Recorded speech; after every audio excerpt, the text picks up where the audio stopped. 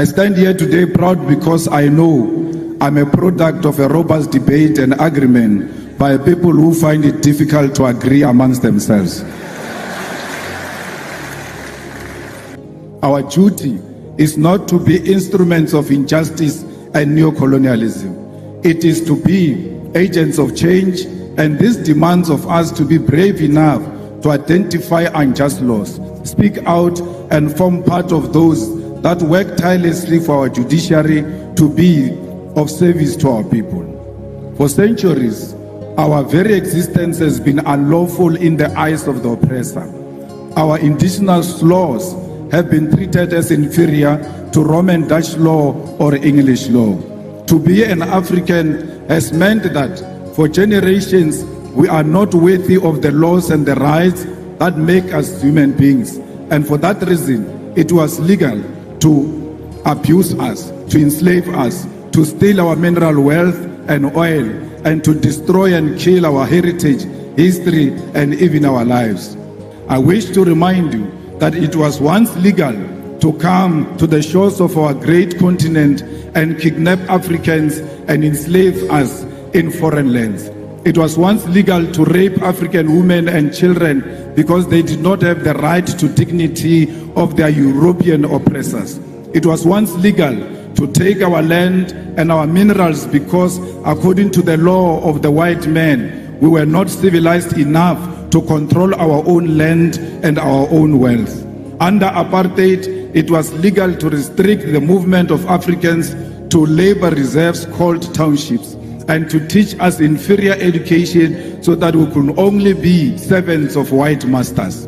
All of those problems were legal, and it took brave men and women to say that if the oppression of Africans is lawful, then such a law is unjust and must be opposed. A question we all ought to ask ourselves is whether the time for the legal profession and the activists to once again stand up for what is right. We must all ask ourselves whether the time has not once again arrived for liberation to be achieved against the sale of our nation to recolonization, and whether this fight must not begin by reimagining our laws for the better. We must therefore reach into this deep history of resistance and solidarity which is shared by our two nations in order to achieve the goal of restoring the humanity of Africa and her people. My brothers and sisters, the humanity of Africa is at the center of what the EFF stands for. We are an organization that was formed in 2013 purely out of the demands of the people of South Africa who wanted an alternative to the former liberation movement to achieve economic freedom in our lifetime.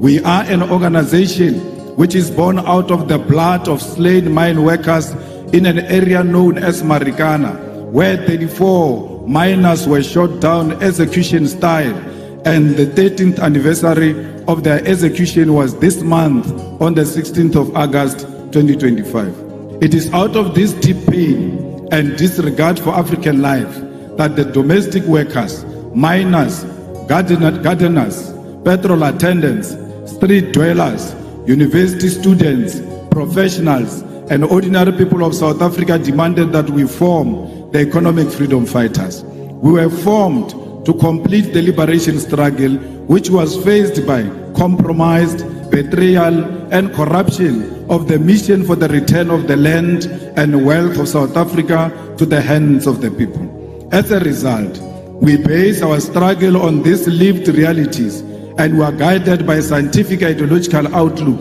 of Marxism, Leninism, and the teachings of Frantz Fanon.